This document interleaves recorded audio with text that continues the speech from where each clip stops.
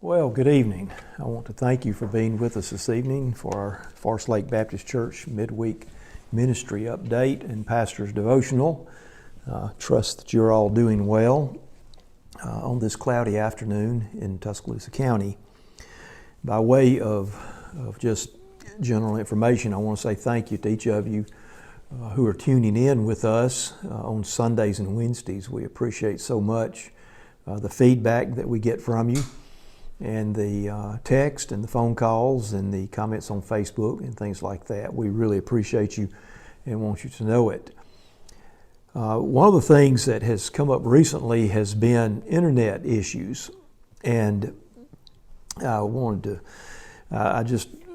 thought to myself I wanted to bring a water hose or a drinking straw or something with me just as a way of illustration. But you know, when you come in on Sunday mornings and you get a cup of coffee at Forest Lake. Now this is in normal times when our Welcome Center is open, of course. There are little stirs that you get, and it's kind of like a little bitty tiny straw. And if you want to, you can sip your coffee or juice out of one of those little straws. But if you go just a few blocks over to McAllister's, you'll know that they have these long straws that fit inside of a 1 quart teacup or tea glass. It's a plastic 20-ounce thing, really more than a quart. And so, you know, it's like that thing's that's like a fire hose compared to that little sippy straw. And so one of the challenges that we're running into with internet things is that there's the equipment part of it, the connection part of it, and the data stream or the flow of information along the internet. Broadband is one of the, or bandwidth. Bandwidth is one of the words that's used in reference to data stream. And so there are three basic places where problems can happen. One is with our equipment, or with our connection, or with our data stream. Another place where a problem can happen is with your equipment, or with your connection, or with the data stream at your house or wherever you happen to be. And the third place is with their equipment. Now by their I mean Comcast or AT&T, UVerse, or whoever serves you. There's all kinds of places where things can go wrong here.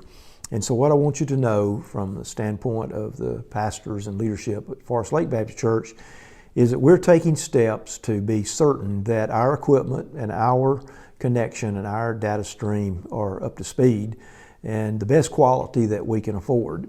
And so if you have a problem, one of the things you might do is go to just data on your phone instead of an internet connection, or allow your phone or your device to do data assist, and that may help. But we've had some feedback on that, and last Sunday, Chuck Leach, our facilities and properties manager, commented to us that there were so many people on the internet at the time of the morning worship service, which 10:30 a.m. for us, that he could not log on with his phone and see the thermostats at the church. Now we can adjust our thermostats over the web with an app on his phone, and he can look at the security cameras at Holt and the security cameras here. I mean, there's a lot going on in the background of Forest Lake Baptist Church that most people never realize.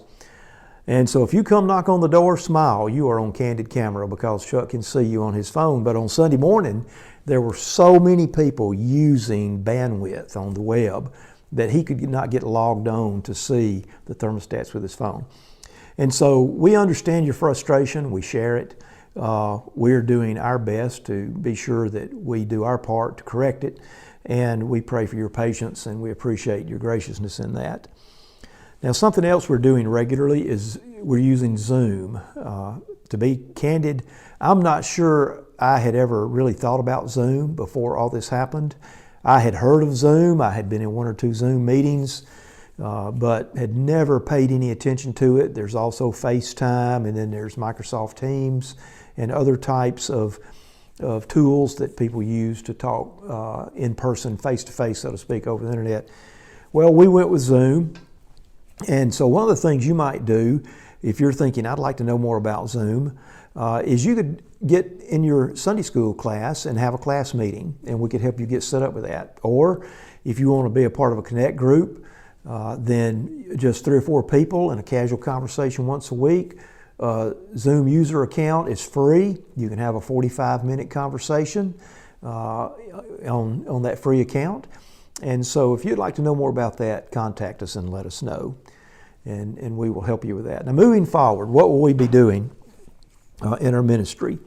In our FLBC News last week, there was a statement that appeared in the article that I wrote and sent out. And the statement goes like this: put into one sentence and with appropriate respect to government guidelines, mitigation of health risk to our vulnerable members will inform all we do as we implement an intentional, strategic, and phased restart of our mainstream ministries. Now, I went on to explain a little bit about what we mean by that, and I'll tell you that Brother Donnie and myself, Patrick and Brad, and the core leaders were all part of those conversations where we formed that wording. And so we talked about the 3 things that I'll mention to you here in regard to that. First off, the church staff and core leaders have already begun restart strategies. It took 6 weeks to get to the peak of the infection curve, and now, of course, some things are being loosened up. We pray and hope there's no resurge of infections with COVID, but we anticipate it will take at least 6 weeks to get down to a fairly safe level. And that puts us around the 1st of June. And so sometime around the mid part of May, our leaders will meet, again, probably by Zoom, unless things have changed so we can have more than 10 people in a meeting like that at one time. And we will get together and discuss a firm date, but we are looking to the early part of June to resume worship on site. Now, when we do that, there will be individuals seated in the worship center, and we will have an overflow area in the fellowship hall for a simulcast. One of the things we're doing is we're setting up our technology to let us live stream over to the fellowship hall. And we believe if we do this that we'll be able to seat most of our church family who would ordinarily be here on Sunday morning. Now, of course, we're going to encourage all of our members to use their own judgment. I confess, and if you follow any of my rather caustic comments on Facebook, I get a little frustrated sometimes with the patronizing attitudes that we hear in the media and some other places, as if we don't have enough sense, as if ordinary people, granted, half the congregation has been working for most of their life, and they successfully hold jobs, and they successfully own businesses, and they successfully raise families, or rear families really is the proper word. We raise horses, we rear children, but we get this attitude sometimes that comes to us through the media, and I don't know that it's intentional, but it comes across that way. It's like we don't have enough sense to find our back pockets with both hands. And by inference, we can't figure out how to read these guidelines and have church and get on with our life. And nothing could be further from the truth. I have to speak for the rest of them. Someone else will have to speak for me, but I see our church leadership, the other pastors and ministry staff and the volunteer leadership as highly capable individuals who use sound judgment to make good decisions. And so we'll seek to exercise sound judgment and make good decisions about when we reopen, and then we'll do that and ask our membership to use sound judgment. And so if you don't feel safe coming back, then that's good, because we're upping our game, so to speak, on the internet part of it, and we'll be able you'll be able to continue to watch what we do on the web. And so the church staff and core leaders are working on restart strategies. Secondly, the live streaming things that we're doing, such as this, or the pre-recording type of work that we do for some things, those things will continue to be a part of our ongoing ministry. We're already taking steps to assure that we have the equipment where it needs to be, the connections where they need to be, cabling, wiring, you name it. Most of this is stuff that you'll never notice. When you come back into the building, there will be a few things that you may notice. But when we get to this point that we come back, those of you who feel more comfortable participating from the safety of your home will be able to continue to do that, and we want you to know it. Now, what about Bible study classes? Well, you know, the 6-foot rule and 10 people in a gathering is kind of interesting. In the room that I'm in at this moment, we could have 10 people 6 feet apart in this room and have a meeting. Now, granted, we may have to speak up to be heard or use sign language to get someone's attention, but there are ways to do that. But in our typical Bible study rooms, they're small rooms, and 8 or 10 people seated in those rooms would be too close in terms of proximity to honor the social distancing recommendations to keep infection from being spread through aerosol transmission, that is, while people are talking.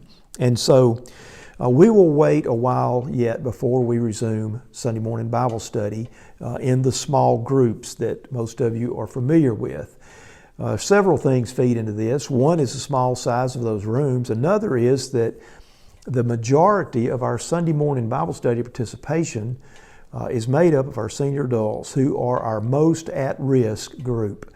And so we know that that is also the group that is also most likely to be here if they have an arterial cut and don't want to go to the ER yet, or if they have a broken leg, or if whatever the case, our senior adults are going to be here. If it's 3 in the morning, if they have to get here to be on time. And I say those things tongue in cheek, but you know exactly what I mean. They are faithful. And the Bible study group is a big part of their social life. But with COVID-19, because the vast majority of fatalities are in older adults, we're just going to hold off on Bible study for a time yet through the summer and work through that. And so that's the 3 things I wanted to mention to you. The last thing I'll mention by way of update is a survey. I brought a copy. Now, you won't be able to see it from here. It's a 14-inch piece of paper, front and back. You'll get a copy of this in the mail later this week, perhaps on Saturday. We'll be mailing these tomorrow. And we need for all of you to take a look at that, complete that survey, and mail it back to us just as quickly as you can. There will be a postage-paid envelope in the packet for you to mail that back. And the kinds of questions that are on that survey will help us, your church staff and leadership, determine how to respond moving forward. For example, one of the questions says this: when our local government lifts its ban or guidance against churches meeting, which best describes your attitude toward returning to a worship service at church? Select one. And these are the choices. I'll return the first opportunity we have. I'll return at the first opportunity, but with some concerns and precautions. I may wait several weeks before I attend. It may be quite a while before I return.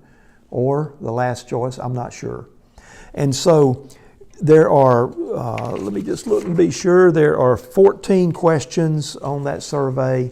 2 of those only apply to families with children or youth living in the household. And you'll read the instructions and see that. And then there's a box on the back with a little bit of information to help us know about your household. It's anonymous. You do not have to put your name on it. We will request that if you're a leader who thinks that you will give up your role for the near term or indefinitely, we'll need to ask you to let us know about that.